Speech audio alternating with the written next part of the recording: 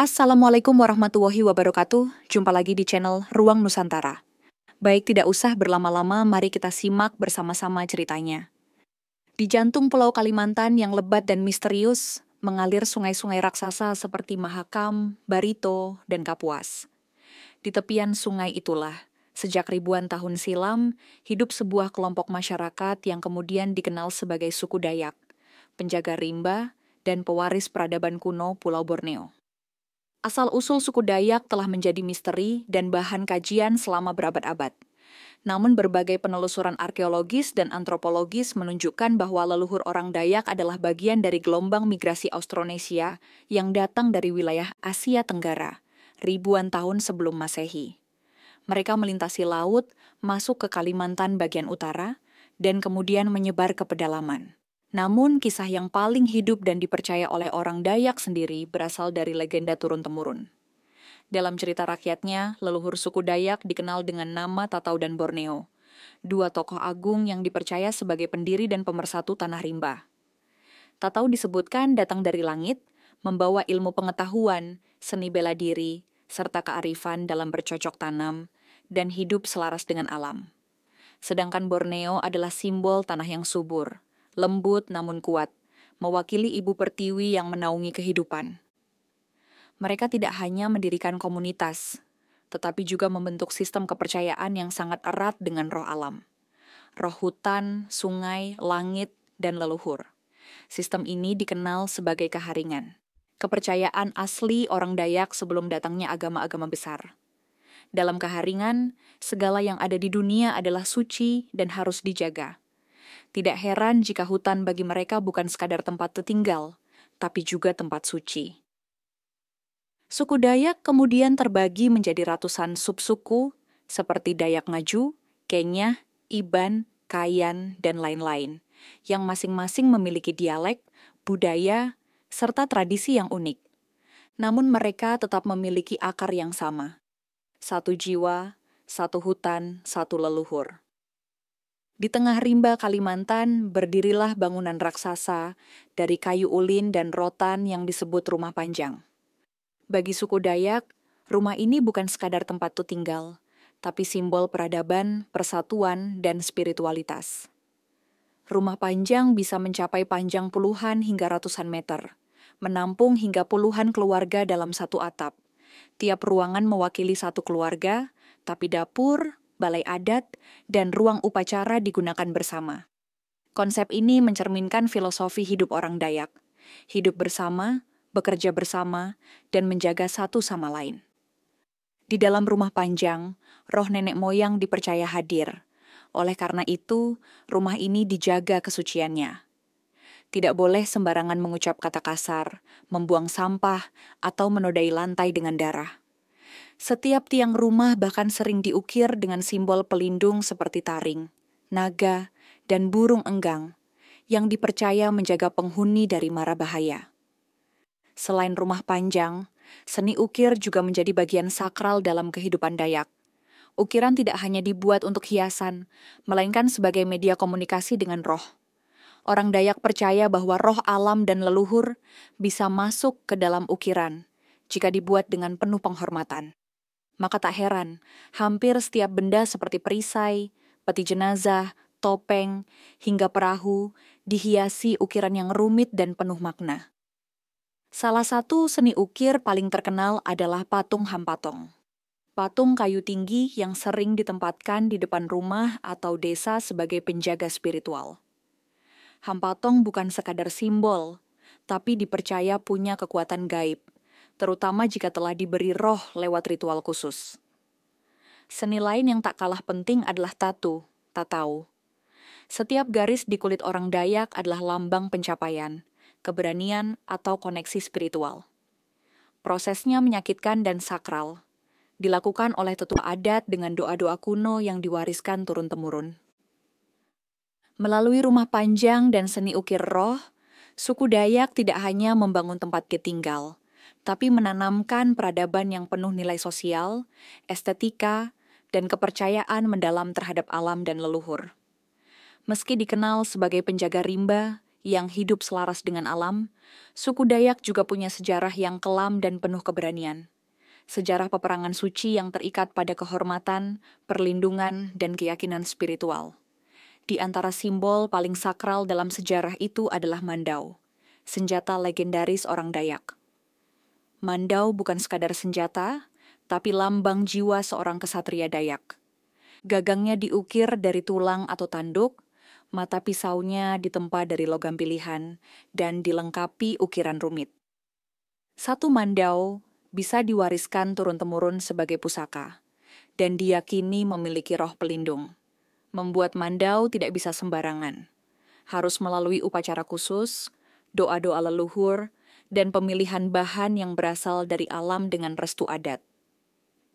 Dalam masa lalu, peperangan antar suku kerap terjadi, terutama untuk mempertahankan wilayah, membalas kehormatan, atau melindungi hutan. Namun, ada satu tradisi yang paling dikenal, sekaligus ditakuti dunia luar. Ngayau, yaitu pengayauan atau perburuan kepala. Ngayau bukan semata aksi kejam. Dalam konteks budaya Dayak, mengambil kepala musuh dianggap sebagai bentuk kemenangan spiritual. Kepala yang dibawa pulang akan ditempatkan dalam ritual sebagai simbol perlindungan terhadap desa dan membawa keberuntungan. Bahkan dalam beberapa subsuku, seorang pria baru dianggap dewasa jika telah ikut ngayau dan membawa kepala musuh.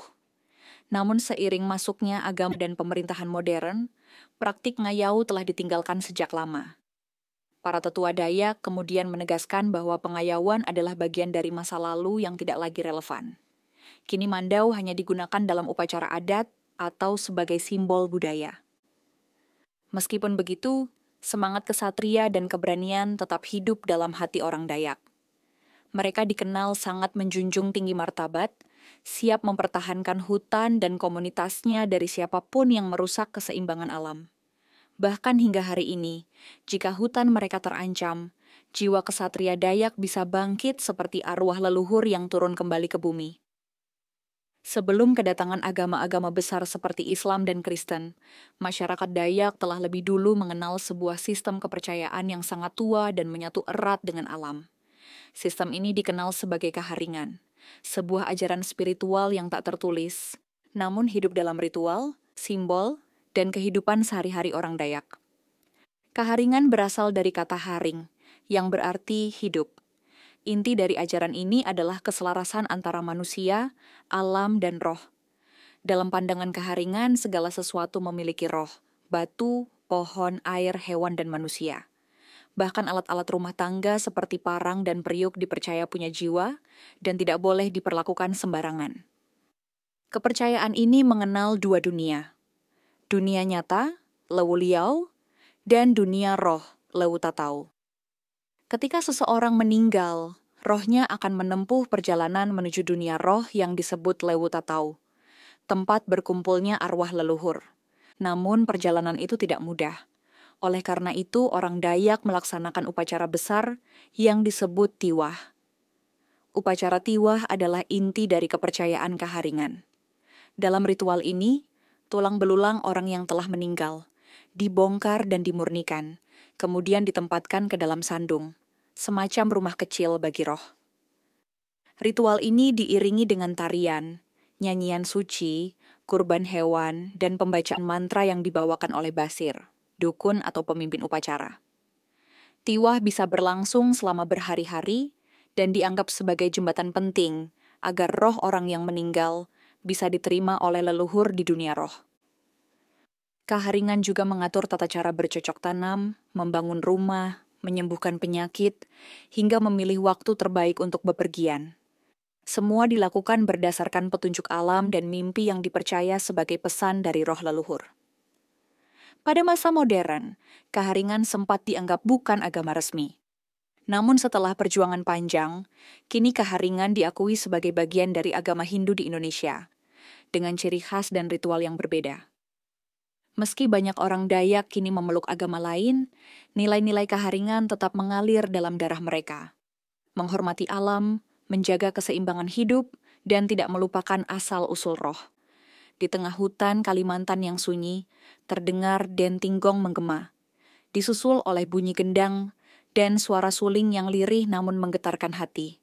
Itulah tanda dimulainya sebuah upacara sakral suku Dayak, saat di mana tari, musik, dan topeng tidak hanya menjadi hiburan, tetapi sarana spiritual yang menghubungkan manusia dengan dunia roh.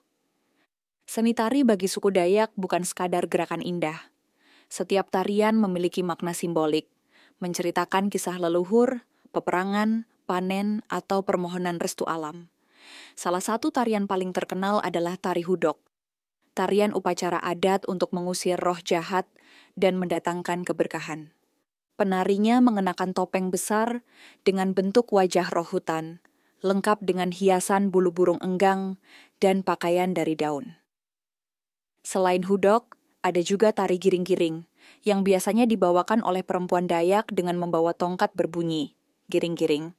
Sambil menari berputar lembut, melambangkan kelahiran, kesuburan, dan doa kepada bumi agar panen berlimpah. Musik tradisional Dayak tak lepas dari gong dan gendang.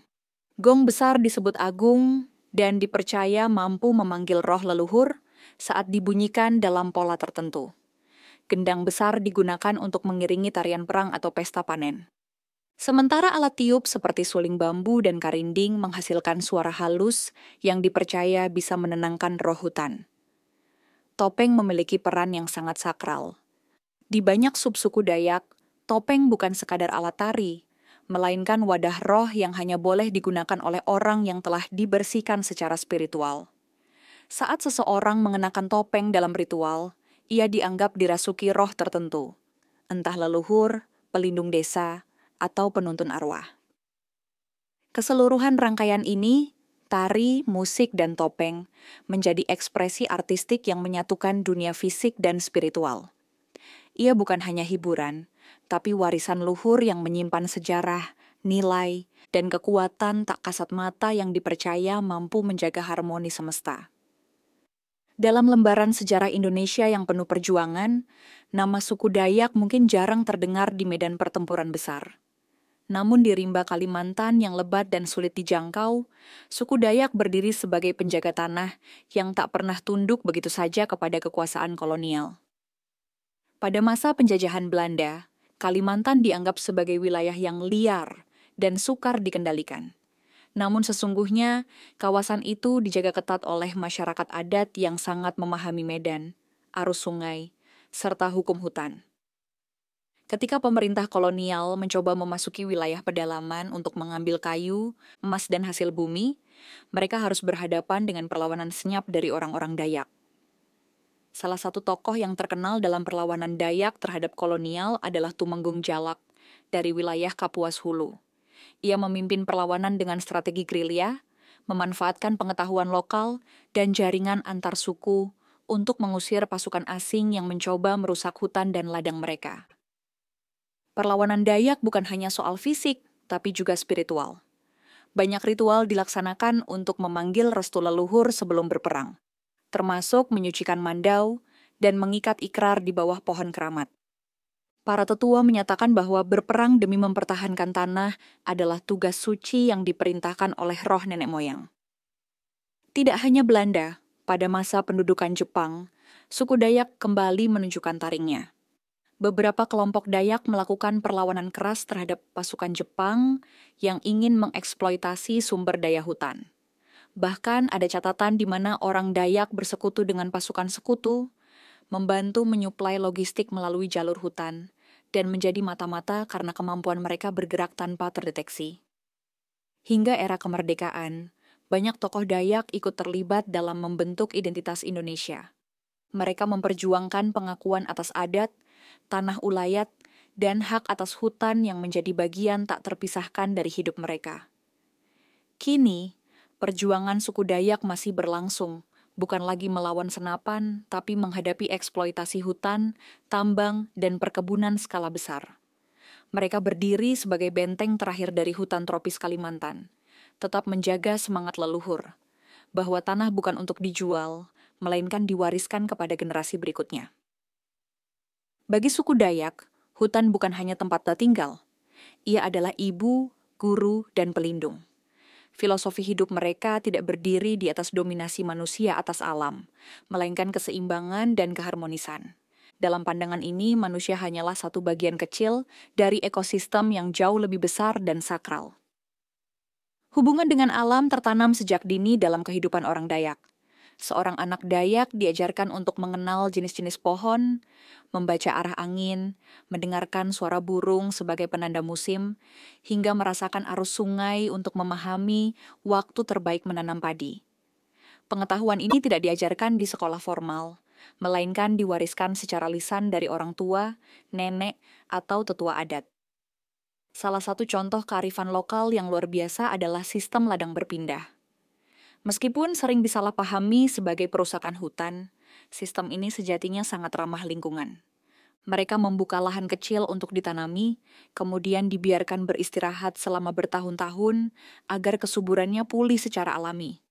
Rotasi ini menjaga keseimbangan tanah dan mencegah erosi, berbeda jauh dengan pola industri yang mengeksploitasi tanah tanpa henti. Suku Dayak juga memiliki aturan adat yang mengatur penebangan pohon. Tidak semua pohon boleh ditebang. Pohon besar yang dianggap memiliki jiwa penjaga harus mendapat izin khusus dari tetua adat. Bahkan dalam upacara penebangan harus ada permohonan maaf kepada roh pohon dan ritual penebusan. Inilah bentuk spiritualitas ekologi yang jauh mendahului konsep lingkungan modern. Kearifan lokal Dayak juga tampak dalam pengelolaan air dan hasil hutan. Mereka tahu kapan dan di mana mengambil rotan, madu, dan tanaman obat. Mereka tidak mengambil berlebihan. Jika hari ini mereka mengambil, besok mereka menanam kembali. Yang paling menarik adalah bagaimana mereka membaca tanda-tanda alam sebagai bagian dari komunikasi spiritual. Misalnya, suara burung tertentu yang terdengar pada malam hari bisa dianggap pertanda datangnya bahaya. Atau mimpi melihat sungai surut bisa berarti musim kemarau akan panjang. Bagi suku Dayak, alam bukan hanya sesuatu yang dilihat dengan mata, tapi dirasakan dengan hati. Dalam hutan, mereka mendengar suara leluhur. Dalam tanah, mereka membaca pesan nenek moyang. Itulah sebabnya, merusak alam bagi mereka sama saja dengan mengkhianati darah sendiri. Di balik sebutan Dayak yang sering terdengar sebagai satu kesatuan, sebenarnya tersembunyi kekayaan budaya yang luar biasa luas dan kompleks. Nama Dayak hanyalah sebutan umum yang dipakai untuk menyatukan lebih dari 400 subsuku yang tersebar di Kalimantan. Masing-masing subsuku itu memiliki budaya, adat, bahasa, dan kepercayaan yang berbeda, namun tetap berakar pada satu leluhur nenek moyang rimba. Beberapa subsuku besar antara lain adalah Ngaju, Iban, Kenyah, Kayan, Maanyan, Tunjung, Punan, Oddanum, dan Benuak. Tiap subsuku memiliki ciri khas unik. Misalnya, Dayak Kenyah dikenal dengan seni ukir dan rumah panjangnya yang megah. Sedangkan Dayak Iban terkenal dengan kemampuan menjelajah rimba dan tradisi tatu yang mendalam maknanya. Bahasa juga menjadi ciri utama tiap subsuku. Ada ratusan bahasa dan dialek Dayak yang berbeda, yang terbentuk dari isolasi geografis dan percampuran sejarah panjang. Bahasa Dayak Ngaju, misalnya, berbeda jauh dari bahasa Dayak Kenyah. Bahkan dalam satu subsuku pun bisa ada variasi bahasa antar desa. Namun kini, kekayaan bahasa itu menghadapi ancaman nyata. Modernisasi, urbanisasi, dan dominasi bahasa Indonesia telah membuat generasi muda Dayak makin jarang menggunakan bahasa ibu mereka. Banyak anak muda yang tumbuh di kota tak lagi memahami, apalagi berbicara dalam bahasa leluhurnya. Beberapa bahasa Dayak bahkan sudah masuk kategori terancam punah menurut lembaga internasional. Hal ini tidak hanya berdampak pada komunikasi, tetapi juga pada hilangnya pengetahuan lokal yang terkandung dalam bahasa itu. Istilah tumbuhan, nama binatang langka, filosofi adat, bahkan lagu-lagu rakyat yang dulu dinyanyikan untuk memanggil hujan atau menenangkan roh. Beberapa komunitas kini berjuang untuk menghidupkan kembali bahasa Dayak melalui sekolah adat, kamus lokal, dan pengajaran bahasa di rumah.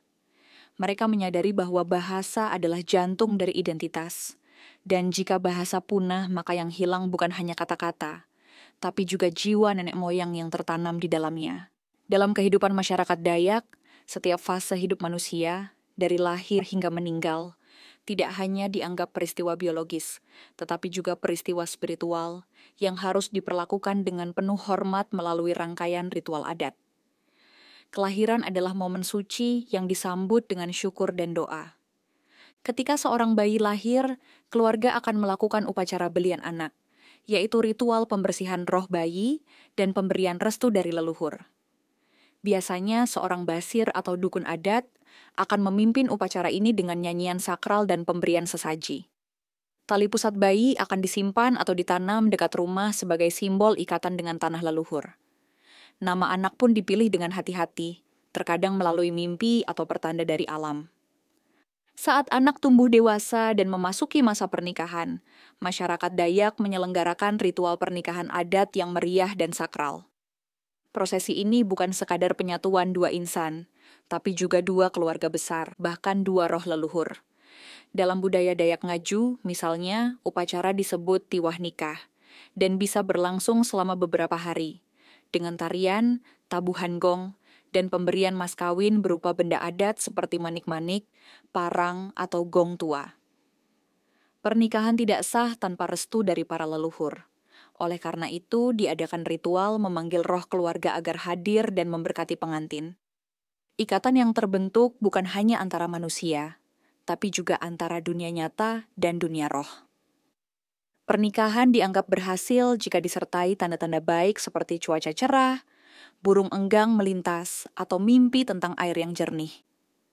Namun dari semua fase kehidupan, kematian adalah yang paling penuh makna dan upacara paling megah. Masyarakat Dayak percaya bahwa roh orang yang meninggal harus dipandu ke dunia leluhur melalui upacara tiwah. Jenazah yang sudah dikuburkan sementara, kemudian akan digali kembali setelah beberapa tahun untuk dimurnikan dan ditempatkan dalam sandung, rumah roh kecil dari kayu ukir. Ritual tiwah bisa berlangsung selama seminggu, melibatkan seluruh desa dan penuh dengan tarian, musik gong, pemotongan hewan kurban, serta doa-doa. Ini adalah pesta perpisahan, tapi juga bentuk penghormatan tertinggi kepada mereka yang telah kembali ke alam baka. Melalui semua ritual ini, masyarakat Dayak menunjukkan bahwa hidup adalah lingkaran spiritual. Dimulai dari tanah, kembali ke tanah, namun jiwa akan terus hidup bersama leluhur dan alam. Memasuki abad ke-21, masyarakat Dayak menghadapi tantangan besar yang belum pernah mereka hadapi sebelumnya. Globalisasi, modernisasi, dan tekanan dari dunia luar. Jalan-jalan aspal menembus hutan, gedung-gedung menggantikan rumah panjang, dan teknologi merambah sampai ke desa-desa pedalaman. Di satu sisi, ini membuka akses dan peluang, tapi di sisi lain identitas Dayak mulai diuji. Generasi muda Dayak kini banyak yang tumbuh dengan gawai di tangan dan pendidikan formal yang tak selalu menyentuh nilai-nilai budaya lokal. Di kota-kota besar, anak-anak Dayak lebih sering menggunakan bahasa Indonesia atau bahkan bahasa asing dibanding bahasa ibunya. Banyak dari mereka yang merasa terpisah dari akar leluhurnya. Tak tahu cara menanam padi di Huma, tak kenal nama-nama pohon obat, dan tak paham makna tarian adat yang dulu dianggap suci. Tak hanya budaya, hutan yang menjadi nadi kehidupan suku Dayak juga terus tergerus. Perusahaan tambang, pembalakan liar, dan perkebunan skala besar masuk ke wilayah adat, menyebabkan kerusakan ekologis dan konflik lahan. Banyak komunitas Dayak kehilangan tanah ulayat mereka tanpa kompensasi yang layak, sementara hutan berubah menjadi gurun kelapa sawit. Namun tidak semua cerita adalah kepiluan. Di tengah gelombang perubahan, muncul gerakan kesadaran identitas di kalangan Dayak muda. Mereka mulai mendirikan komunitas budaya, membentuk sekolah adat, menulis buku dalam bahasa Dayak, dan menggunakan media sosial untuk menyuarakan kearifan leluhur. Bahkan ada yang memadukan nilai-nilai Dayak dengan teknologi modern, seperti membuat aplikasi kamus bahasa Dayak atau mempopulerkan seni ukir lewat NFT. Di panggung politik, tokoh-tokoh Dayak mulai angkat suara, memperjuangkan pengakuan atas hak adat dan perlindungan lingkungan. Di dunia seni, musik etnik Dayak mulai mendapat tempat di festival nasional dan internasional. memperkenalkan alat musik tradisional seperti sape ke dunia global. Transformasi ini menunjukkan bahwa suku Dayak tidak pasrah di telan zaman. Mereka mungkin berubah, tapi akar mereka tetap dalam. Mereka bukan hanya penjaga hutan, tapi juga penjaga jati diri. Di tengah dunia yang terus bergerak cepat, suku Dayak adalah pengingat bahwa modernisasi tidak harus menghapus tradisi, tapi bisa menjadi jembatan untuk menjadikan warisan leluhur tetap hidup dan relevan. Dalam struktur sosial Dayak, perempuan bukanlah sosok yang hanya berada di balik layar. Mereka adalah penjaga adat, pelindung nilai, dan penggerak kehidupan. Perempuan Dayak memegang peran vital, baik dalam ranah domestik, spiritual, hingga politik adat. Mereka tidak hanya membesarkan anak, tetapi juga menjadi penjaga budaya dan kekuatan moral di tengah masyarakat. Sejak usia muda, seorang gadis Dayak diajarkan tentang tanaman obat, seni menenun, serta makna dari ritual dan adat istiadat. Mereka sering menjadi pewaris pengetahuan turun-temurun tentang pengobatan tradisional, ramuan hutan, dan teknik tenun ikat. Hasil karya mereka, seperti kain tenun dan manik-manik hiasan kepala, tidak hanya menjadi identitas budaya, tetapi juga menjadi sumber ekonomi keluarga dan komunitas. Dalam banyak subsuku, perempuan juga berperan dalam ritual adat. Mereka bisa menjadi penari utama dalam upacara suci, penyanyi nyanyian roh, bahkan dalam beberapa tradisi, mereka menjadi pemanggil roh leluhur, basir perempuan. Kepekaan mereka terhadap alam dan roh dianggap lebih tinggi, membuat suara perempuan dalam upacara dianggap membawa kesucian dan keseimbangan. Namun peran perempuan Dayak tak berhenti di ruang adat. Di era modern, banyak perempuan Dayak muncul sebagai pendidik, aktivis lingkungan, jurnalis, seniman, dan pemimpin komunitas. Mereka mengambil posisi strategis dalam memperjuangkan hak-hak masyarakat adat, menolak perampasan tanah ulayat, hingga membela lingkungan hidup dari eksploitasi berlebihan. Salah satu tantangan terbesar yang dihadapi perempuan Dayak adalah konflik antara budaya leluhur dan sistem patriarki luar yang masuk bersamaan dengan modernisasi.